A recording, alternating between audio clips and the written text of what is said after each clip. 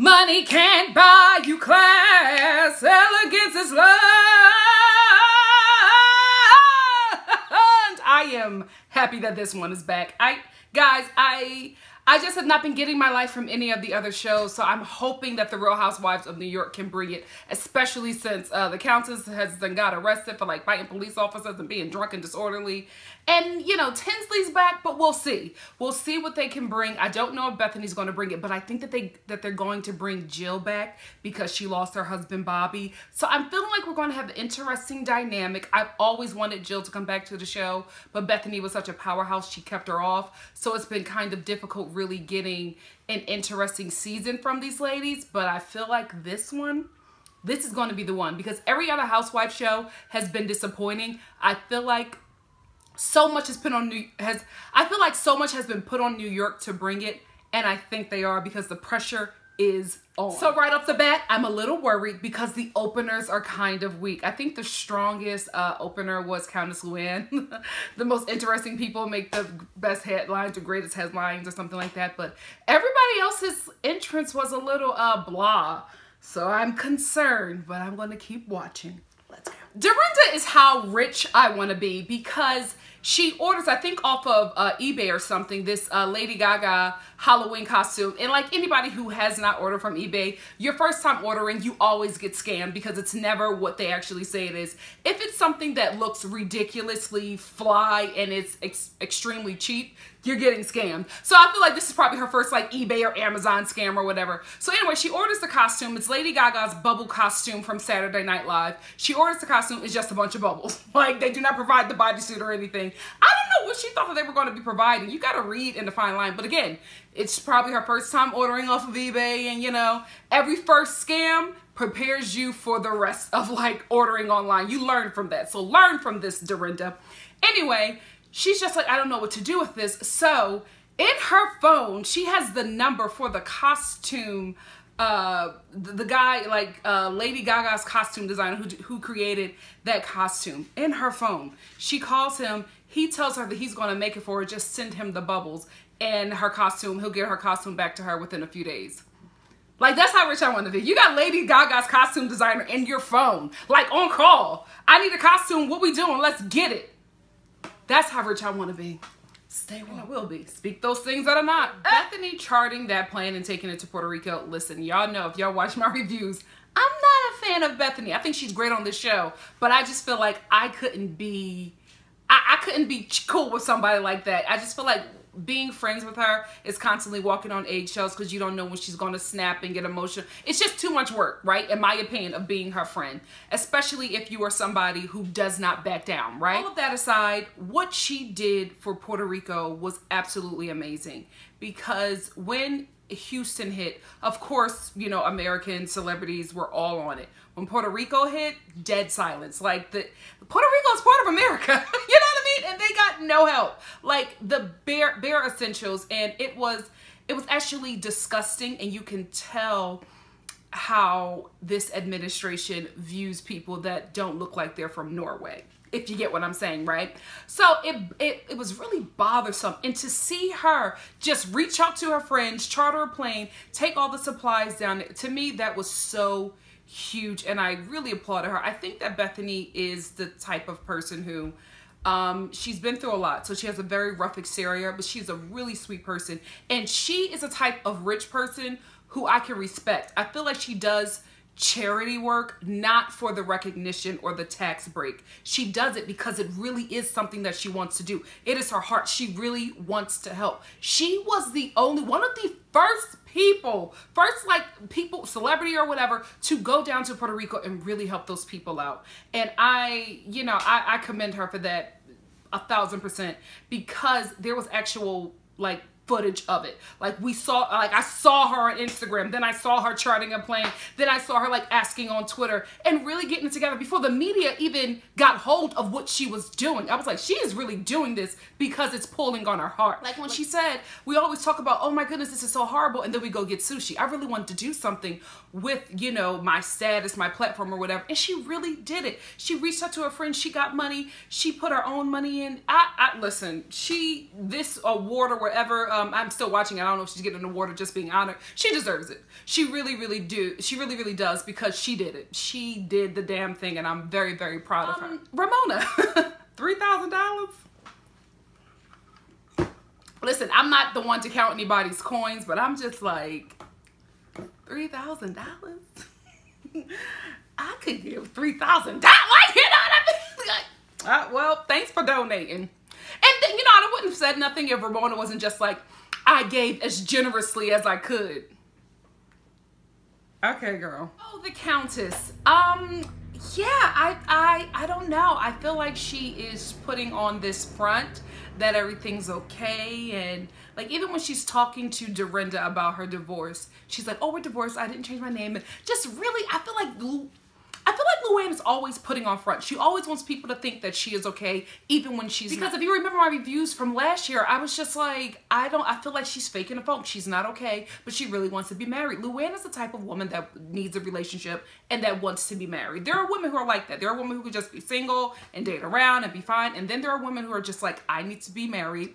I need to be in a relationship. I need to have this because it brings me joy. There's nothing wrong with that. But she overlooks red flags because she just wants to be on somebody's arm, or she wants to have somebody's last name, or she just wants to have that title. It really is title and status with her. So she stays in unhealthy situations. Her first marriage was unhealthy. She even talked about it. She was just saying, you know, I was in an open marriage. I didn't want to be. I had to be because, you know, he was a count, and I basically wanted to be married to a count. She does these things because she wants money and she wants status, and it's very unfortunate. I feel really bad for her because I think if she worked this show right, she could really benefit from it and get on her own and be at the point where she does not need a man to pay her bills. And that is her issue. LuAnn wants to live a certain kind of life. I don't think she can afford it on her own. So she continues to put herself in relationships with men that are unhealthy because she needs a coin.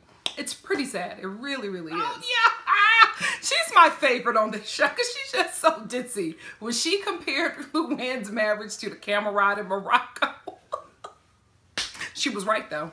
She was right. Oh, Carole finally surfaces. I don't know what's going on with her. I think we're probably going to find out this episode because she wasn't at Bethenny's thing, and they were like really, really close. And then people are talking like, we don't know where Carole is. Like, Countess was like, I haven't heard from her. And so I don't know what's going on, but I feel like we're going to find out. However, she surfaces with this hair. Carole, you got to go back to being a brunette, sweetie. This hair ages you. Like, you look your age with this hair, and I liked her better with the brunette hair. I think it kept her fresh and young and matched her eyebrows. I just feel like this blonde, ashy hair just washes her out and ages her about 10 good years, and that is never good on a woman, especially a woman with very light skin. Can we be real? Like, if you don't got this darkness, you can't really fight off the sun like you need to. I mean, I had to put on sunblock too, but I age a little slower than some light people. So I'm like, girl, you gotta do what you gotta do to keep it looking young and fresh. This ashy blonde, no. Yes, Tinsley, come through with the wealth. Homegirl has made her hotel room like look like, I think she got, what is it called when you live in, it's temporary housing, but it's like temporary housing for the rich. Like this hotel spot or whatever, this communal, this, I don't know what I'm trying to say, but you know, temporary housing hotel looks so beautiful. She's got her like pictures and everything in there. I mean, I do know that Bravo is paying probably all the rent while they're filming. So I feel like for like 6 months, the 6 months that they're filming, Bravo pays, and then she only pays like 6 months. That's a great deal. You know what I mean? Like if you're just paying for your rent half the year, so she's probably paying a good $30,000, which is still a lot of money, $30,000 to $40,000, which is still a lot of money. But right? Opposed to $100K, which she would be paying. Listen, it's a deal. I do it. You know what I mean? Especially when you got somebody delivering your food. You don't have to do much. Girl, whew. This is what I miss about these housewife shows. Show me the wealth. Even with Beverly Hills, like they were showing wealth, but it was so dry and boring. I feel like New York shows wealth, and it's so flavorful and layered. Like you're just like, oh, I want this, baby. You know what I mean? Like I want this. I'm gonna get it. Stay woke. So who didn't see Tinsley and Scott breaking up? Like I feel like she was coming out of a divorce that she didn't want. And she was running into a relationship with Scott because she wants children. And I think at this point she's 41. So, you know, like within the next, to be quite honest with you, 6 or so years, she got to have a kid. You know what I mean? Or less, or it's going to get a lot more difficult. I mean, it can happen, especially when you got the coin. It can happen, but she wants to have a child naturally. So, you know, I felt like she was moving way too fast. And so I'm not surprised if neither one of them was at the point where they wanted to move in. I felt like she would have moved with Scott if Scott moved to New York, because she also didn't want to let this opportunity of the Real Housewives of New York go. So, you know, I thought that she was going to come back with the ring and possibly a pregnancy, but it just moved too fast. And I get it. I totally understand. I feel like with women, we get to a certain age and then it's just like the society's just like, you got to do all of these things before it's too late. And I felt like that's what was going on with Tinsley. You know, she had been in a marriage for 10 years, her first love, her first everything, and it didn't work out. And then she saw this other guy and she was ready to jump into something else. And it seems like she's still in that headspace because she's saying that they broke up because of the distance. But then Carole is just like, I can fix you up with somebody. And she's like, oh, I don't want to be fixed up. So she's still leaving this door open for her and Scott. So it makes me believe that he broke it off. And I don't know, that's never really a good sign. You know what I mean? Like, she wanted to move in a certain direction, and I think he wanted to move at the pace that he was comfortable with. And I think Tinsley just wanted too much, too fast.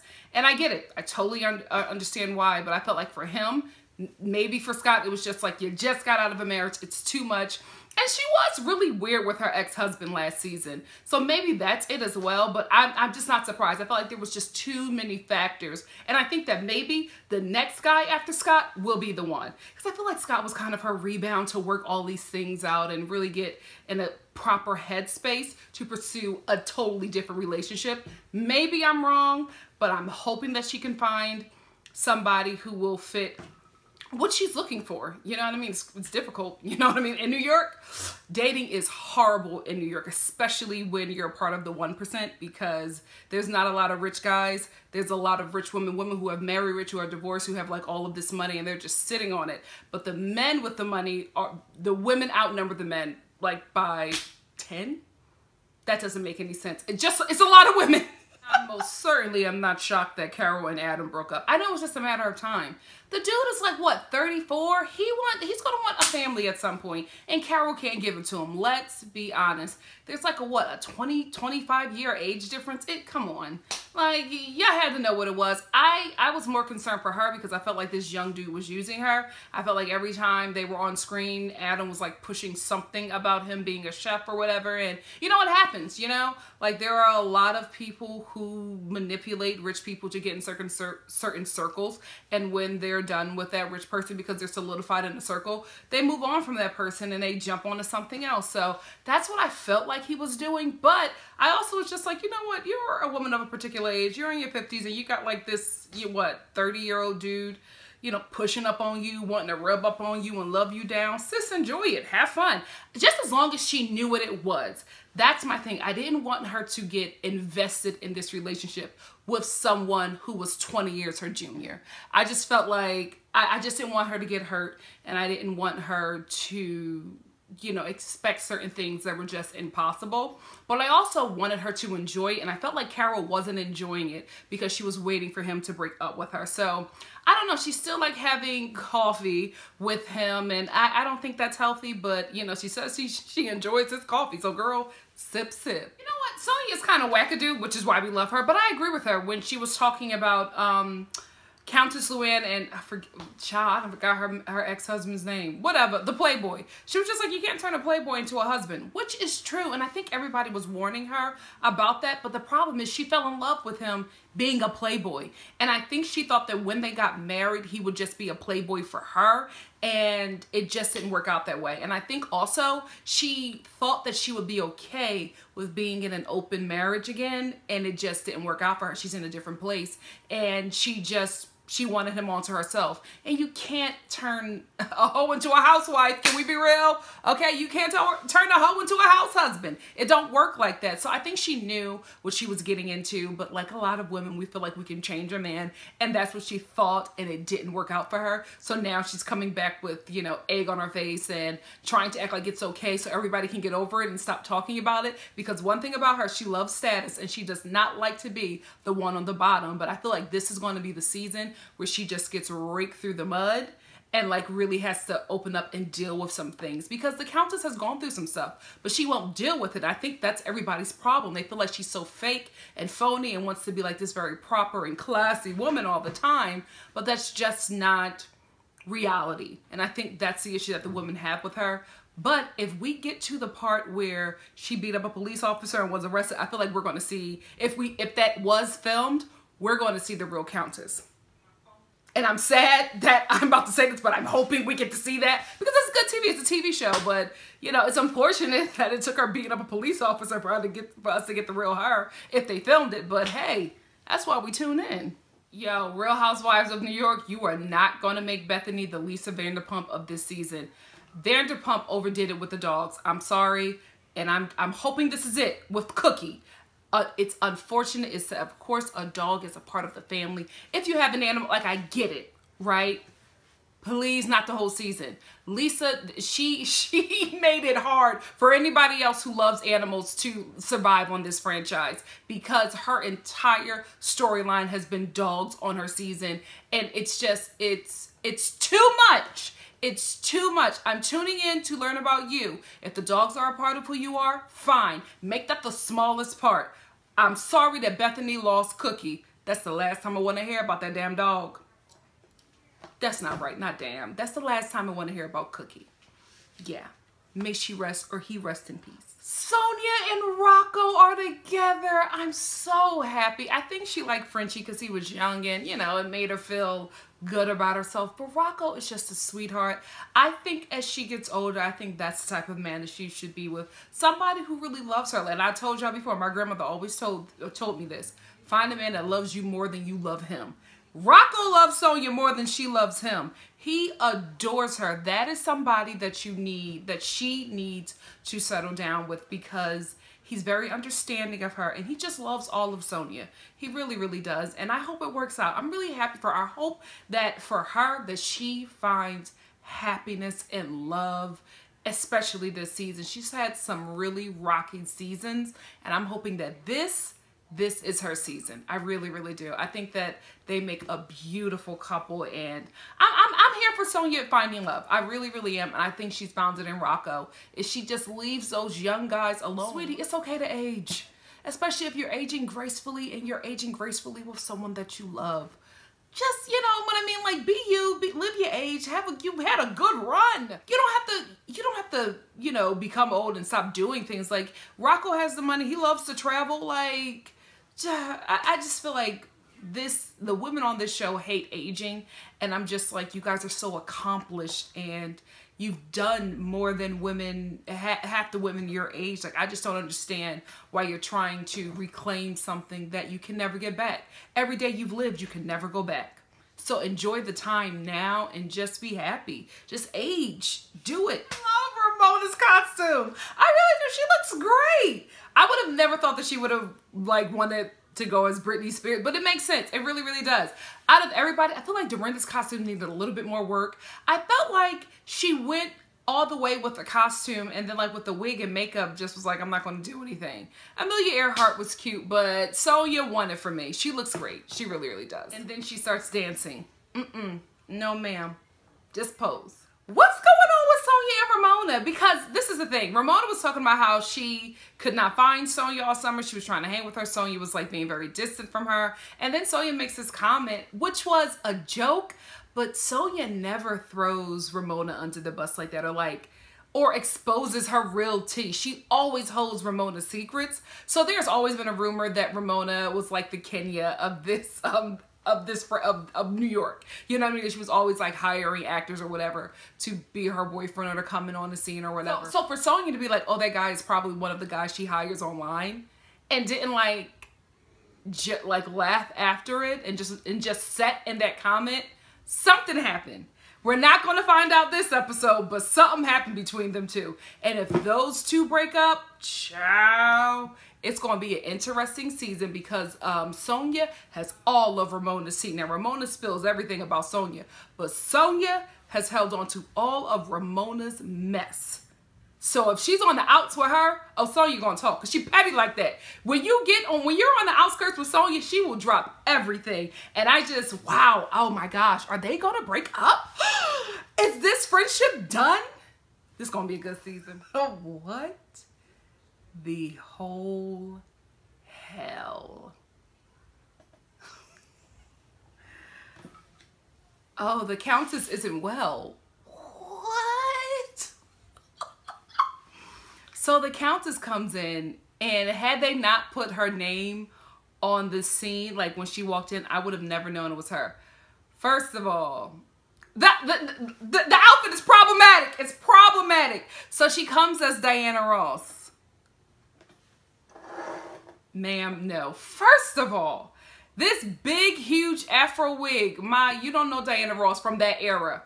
Diana Ross, her wigs were like big and like looser curls, more like a not a 4C, 4A or 4B kind of curl. She comes with like this 4C Afro wig, and she darkened her skin. Oh, child, LuAnn, I was rooting for you. Oh, I gotta go to Twitter. She is probably being dragged. Why would she? It's 2018. Why did you think that? Oh, somebody better address this. And Carole, it better be you. She's like, something is a little off about LuAnn's costume. Yes, the freaking caramel face. Like, let's be real, she's in blackface. Why would you even, like, you do not in America, as a white person, you do not darken your skin for a costume. You just go get a tan and just be like, I'm naturally tan, whatever. But do not darken your skin for a costume. That don't fly. It doesn't. Why? What the hell is going on? Real talk, this season is already better than anything else. Because I haven't gotten this kind of reaction out of Beverly Hills or Atlanta. This is exactly why I don't want a black person on this show.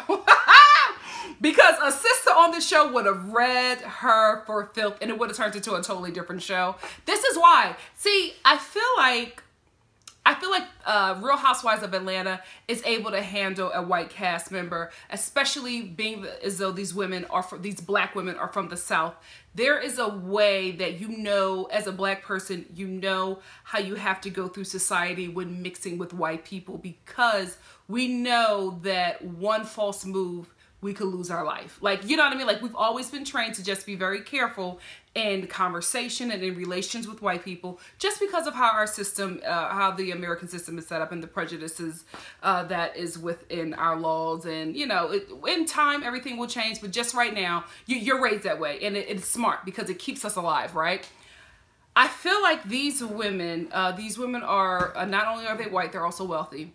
So a lot of them have not come in contact with black people unless they were, can we be real, the help, or through, you know, what the media has been feeding them. A lot of them have not been in close community with people who just don't look like them. Can we just be real? And I just feel like a person of a different culture would not do well on this show, especially somebody who was a person of color. They just wouldn't.